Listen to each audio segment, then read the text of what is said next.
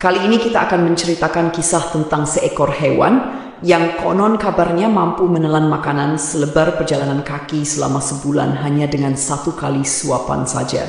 Hewan ini juga ada dalam 2 kisah Nabi di zaman yang berbeda dengan selisih waktu sekitar 100 tahun.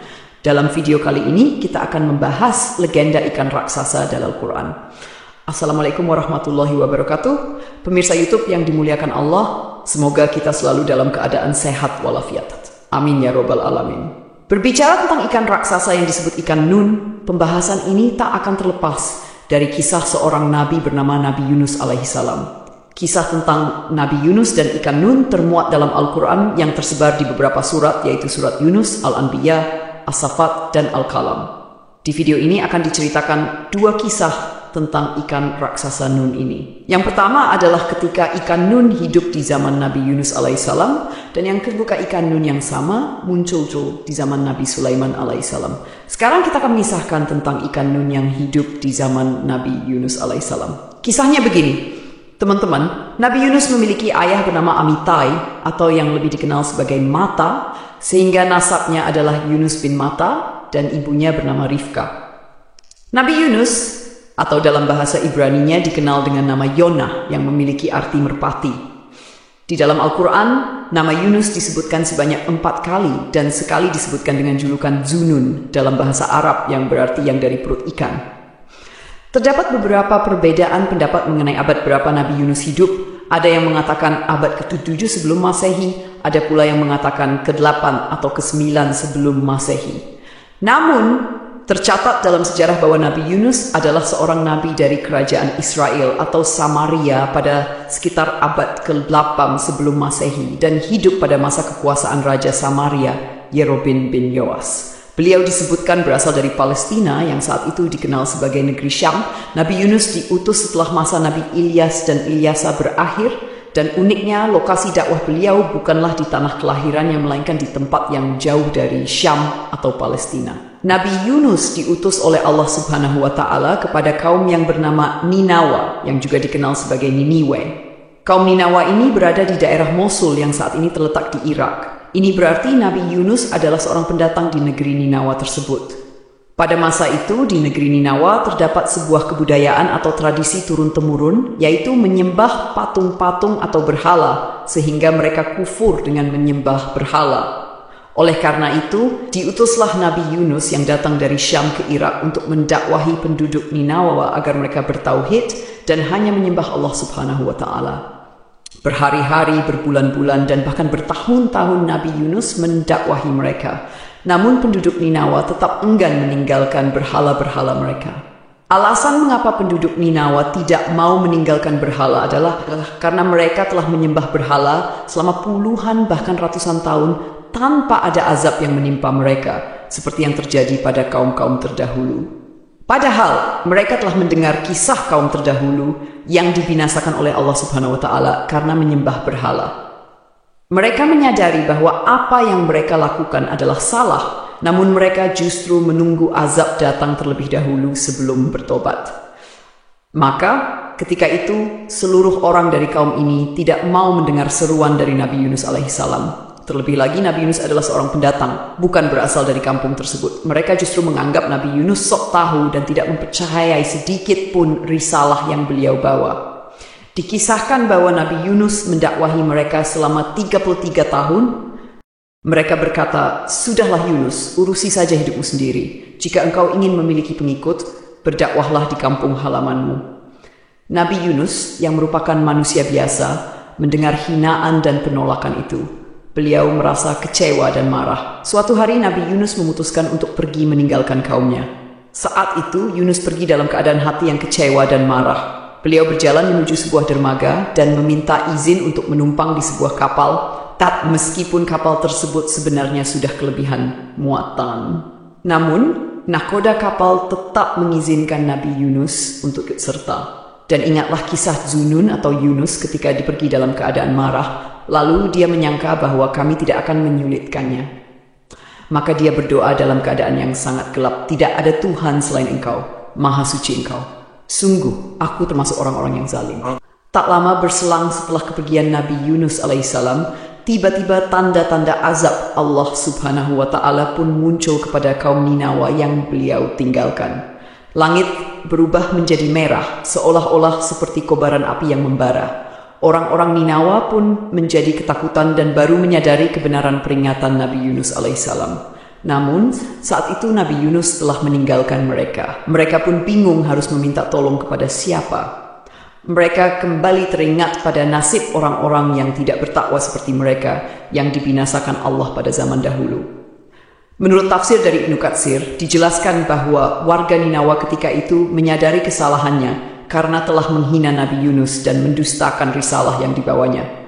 Ketika langit berubah merah, seluruh penduduk Ninawa pergi ke hamparan padang pasir dan mulai berdoa serta memohon ampun kepada Allah Subhanahu wa Ta'ala. Mereka disebut berdoa selama 40 malam. Akhirnya Allah Subhanahu wa Ta'ala berkenan memberikan pengampunan dan membatalkan azab yang akan ditimpakan kepada mereka. Kita kembali ke kisah Nabi Yunus yang menaiki kapal. Setelah kapal yang ditumpangi Nabi Yunus berada di tengah lautan atas izin Allah Subhanahu wa Ta'ala, tiba-tiba terjadi badai yang cukup besar hingga kapal dihantam gelombang ombak yang besar. Kapal itu terombang-ambing dan beberapa bagian mulai rusak. Kapal tersebut perlahan-lahan mulai tenggelam. Nahkoda dan orang-orang di kapal berpikir bagaimana caranya agar kapal tidak tenggelam. Mereka memutuskan untuk membuang barang-barang bawaan agar beban kapal berkurang. Setelah semua barang dibuang, kapal menjadi sedikit lebih stabil. Namun, pengurangan beban masih dirasa kurang karena kapal masih terus tenggelam. Jika dibiarkan, semua orang di kapal itu akan tenggelam. Akhirnya mereka memutuskan untuk membuat undian. Siapapun yang namanya keluar dalam undian, dia harus keluar dari kapal. Nama pertama yang keluar dalam undian itu adalah Nabi Yunus alaihissalam. Namun orang-orang merasa tidak tega untuk melempar Nabi Yunus ke laut karena beliau adalah pria terhormat. Mereka pun melakukan undian ulang, namun nama Nabi Yunus kembali keluar. Bahkan di undian ketiga, nama Nabi Yunus tetap keluar. Melihat namanya muncul 3 kali berturut-turut, Nabi Yunus tanpa diminta langsung melompat keluar kapal dan menceburkan diri ke lautan lepas. Abdullah bin Mas'ud melalui riwayat Ibnu Katsir menceritakan bahwa tak lama setelah Nabi Yunus terjun ke laut, tiba-tiba seekor ikan besar datang dan menelan tubuh Nabi Yunus secara utuh. Tak sedikit pun Nabi Yunus terluka akibat insiden itu. Namun sesaat setelah ditelan, Nabi Yunus kaget dan sempat pingsan beberapa saat. Setelah sadar, beliau mengira dirinya sudah mati. Namun, begitu mengetahui tubuhnya tidak terluka sedikit pun, Nabi Yunus langsung bersyukur dan berdoa di dalam keadaan gelap gulita itu. Mendengar doa dari Nabi Yunus alaihissalam, Allah Subhanahu wa Ta'ala memaafkan Nabi Yunus, yang sejatinya Allah Subhanahu wa Ta'ala berencana mengurung Yunus hingga hari kiamat. Namun karena doanya tersebut, akhirnya Allah Subhanahu wa Ta'ala mengeluarkan Nabi Yunus dari dalam perut ikan itu. Sungguh Yunus benar-benar termasuk salah seorang rasul. Ingatlah ketika dia lari ke kapal yang penuh muatan, kemudian dia ikut diundi, ternyata dia termasuk orang-orang yang kalah dalam undian. Maka dia ditelan oleh ikan besar dalam keadaan tercela. Maka sekiranya dia tidak termasuk orang yang banyak berzikir dan bertasbih kepada Allah, niscaya dia akan tetap tinggal di perut ikan itu sampai hari kebangkitan. Surat As-Saffat ayat 1. Pertanyaannya adalah, apakah jenis ikan besar yang menelan Nabi Yunus itu? Ada riwayat yang mengatakan ikan itu adalah ikan paus, tetapi di Al-Quran sebenarnya tidak dijelaskan secara rinci tentang jenis ikan tersebut. Al-Quran hanya menyebutkan ikan besar. Jadi ada 2 kemungkinan teman-teman. Pertama, benar kalau ikan itu adalah ikan paus. Sementara yang kedua, mungkin saja itu adalah jenis ikan lain yang memang khusus Allah Subhanahu wa Ta'ala ciptakan untuk menguji Nabi Yunus alaihissalam. Teman-temanku seiman, singkat cerita, ikan besar yang menelan Nabi Yunus itu pun menepi ke pinggir sebuah pantai. Nabi Yunus dimuntahkan oleh ikan ini dalam keadaan tetap hidup. Namun, kondisi Nabi Yunus ketika itu sangat memprihatinkan. Beliau jatuh sakit dan badannya sangat lemah karena selama di dalam perut ikan, beliau kekurangan makanan dan minuman. Ditambah lagi pulau tempat dia terdampar adalah pulau yang memiliki tanah tandus, sehingga cukup sulit untuk mencari makanan. Tetapi teman-teman, Allah Subhanahu wa Ta'ala lagi-lagi menolong utusannya ini. Atas izin Allah, Di sekitar pulau itu tumbuh sebuah pohon semacam pohon labu, dan Yunus memakan buah dari pohon tersebut sampai badannya kembali membaik seperti sedia kala. Kemudian kami melemparkan dia ke daratan yang tandus, sedang dia dalam keadaan sakit. Kemudian untuk dia kami tumbuhkan sebatang pohon dari jenis labu, dan kami utus dia kepada 100.000 orang atau lebih, sehingga mereka beriman. Karena itu kami anugerahkan kenikmatan hidup kepada mereka hingga waktu tertentu. Quran, Surat As-Saffat ayat 145. Kisah kedua yang berhubungan dengan ikan nun ini berasal dari kitab yang berjudul Durratun Nasihin, karya dari Syekh Utsman bin Al-Hasan bin Ahmad As-Syakir Al-Kawawi. Kisahnya begini, teman-teman. Nabi Sulaiman adalah seorang nabi sekaligus raja yang sangat sukses. Sebagai raja, Sulaiman memiliki kekayaan yang luar biasa banyak. Diceritakan dalam berbagai literatur dan dalam Al-Quran, kekayaan Nabi Sulaiman alaihi salam sangat melimpah.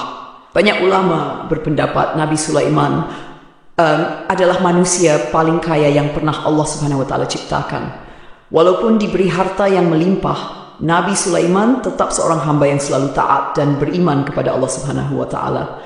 Dengan harta yang begitu banyak, Sulaiman tidak pernah sombong atau pelit, dan beliau terkenal sebagai raja yang sangat senang bersedekah. Pada suatu hari, terlintas di benak Nabi Sulaiman untuk memberi makan semua makhluk hidup di muka bumi ini, termasuk hewan di darat, di laut, dan di udara. Kemudian Nabi Sulaiman meminta izin kepada Allah Subhanahu wa Ta'ala, "Ya Allah, perkenankan hamba menyediakan makanan untuk semua makhluk hidup setahun penuh." Allah Subhanahu wa Ta'ala berfirman, "Sungguh engkau tidak akan sanggup." Kemudian Nabi Sulaiman kembali berkata, "Kalau begitu, izinkan hamba menyediakannya dalam jangka waktu 1 hari saja." Allah Subhanahu wa Ta'ala mengabulkan permintaan Nabi Sulaiman. Lalu beliau mulai mempersiapkan makanan dalam jumlah yang sangat banyak. Diceritakan, Nabi Sulaiman memerintahkan bala tentaranya yang terdiri dari manusia, jin, dan burung untuk mengumpulkan berbagai macam makanan dari penjuru negeri. Setelah makanan terkumpul, Nabi Sulaiman mengundang semua makhluk hidup untuk datang dan makan sepuasnya. Tak lama kemudian datanglah seekor ikan besar dari lautan. Ikan itu berkata, "Wahai Nabi Allah Sulaiman, apakah engkau akan memberi makan seluruh makhluk atau hanya sebagian?" Nabi Sulaiman menjawab, "Aku akan memberi makan semuanya." Maka ikan besar itu mendekati hidangan yang telah disiapkan, dan dalam sekejap ikan tersebut melahap seluruh makanan yang ada di sana sampai habis. Melihat hal itu, Nabi Sulaiman pun tertegun dan kagum. Ikan besar itu kemudian berkata, "Wahai Nabi Allah Sulaiman, inilah makanan yang aku butuhkan untuk 1 kali makan saja, sementara engkau berkeinginan memberi makan seluruh makhluk selama 1 hari penuh." Mendengar perkataan ikan besar itu, Nabi Sulaiman menyadari bahwa meskipun dirinya memiliki kekayaan yang melimpah dan kekuasaan yang besar, sesungguhnya hanya Allah Subhanahu wa Ta'ala yang mampu memberi rezeki kepada seluruh makhluknya tanpa batas.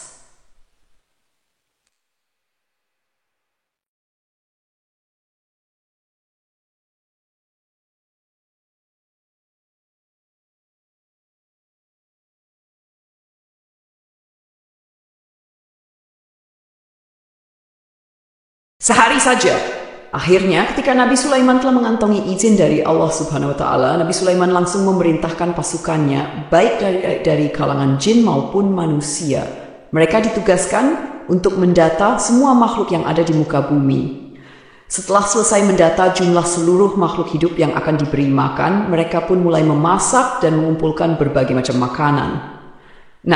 Makanan yang telah masak, janji itu mereka letakkan di sebuah padang pasir yang sangat luas. Jadi teman-teman, demi memenuhi kebutuhan makan seluruh makhluk hidup ketika itu, mereka menyiapkan makanan selama 40 hari penuh dan mengumpulkan seluruh makanan itu di sebuah padang pasir. Hingga diceritakan panjang dari makanan itu adalah 1 bulan perjalanan kaki, dan lebarnya juga sama, yaitu 1 bulan berjalan kaki. Itu sungguh hidangan makanan yang luar biasa banyak. Selama mereka menyiapkan makanan ini selama 40 hari, Nabi Sulaiman telah memerintahkan angin untuk tidak berhembus di padang pasir itu karena ditakutkan makanan yang ada di situ jadi rusak dan hilang. Ketika hidangan makanan itu telah siap untuk disantap, lalu Allah Subhanahu wa Ta'ala bertanya kepada Nabi Sulaiman, "Makhluk manakah yang akan memulai memakan hidangan yang engkau sediakan ini?" Nabi Sulaiman menjawab, mereka yang mendarat di darat dan di laut. Kemudian dengan kekuasaannya Allah Subhanahu wa Ta'ala memerintahkan seekor ikan besar dari kedalaman laut untuk menyantap makanan itu.